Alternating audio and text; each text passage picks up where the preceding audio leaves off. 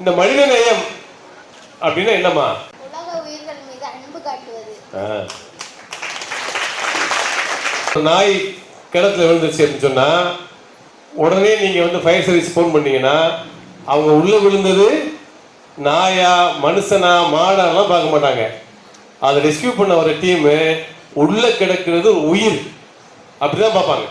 உயிர்கள் மீது பார்க்கின்ற பார்வை சமமாக இருக்க வேண்டும். சக மனிதனை, உன் பக்கத்துல உட்காரவன, உனக்கு அடுத்து இருக்கவன, உனக்கு பிந்தின திணக்கு வீட்டுக்காரன, உனக்கு முந்தின வீட்டுக்காரன, உங்க ஊர்ல கிழக்கு பக்க தெருக்காரன, மேற்கு பக்க தெருக்காரன, யாரா இருந்தாலும் அவனை மனிதனாக பார்க்கக்கூடிய அந்த மனநிலை வேணும் அப்படிங்கிறதுக்கு அந்த மனிதநேய வார விழாவை கொண்டாடிட்டு இருக்காங்க.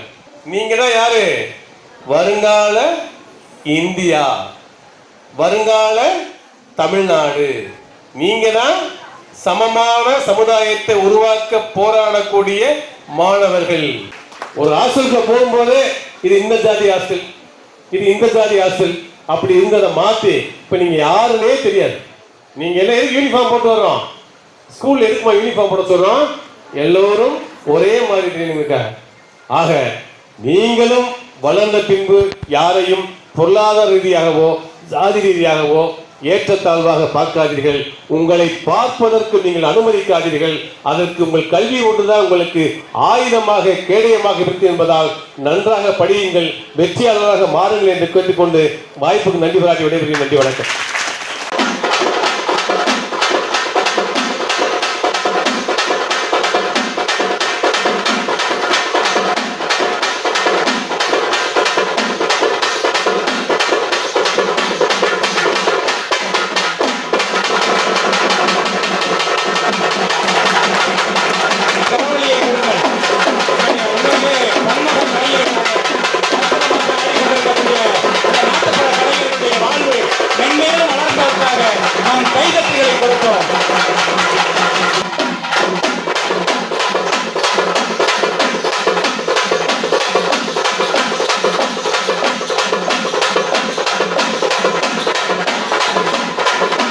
இந்த மாதிரி மனிதநேய வார விழா அப்படின்னு அதை செலிப்ரேட் பண்ணி திரும்ப எல்லாருக்கும் அதை உணர்த்த வேண்டிய ஒரு சூழல் ஏற்படுது.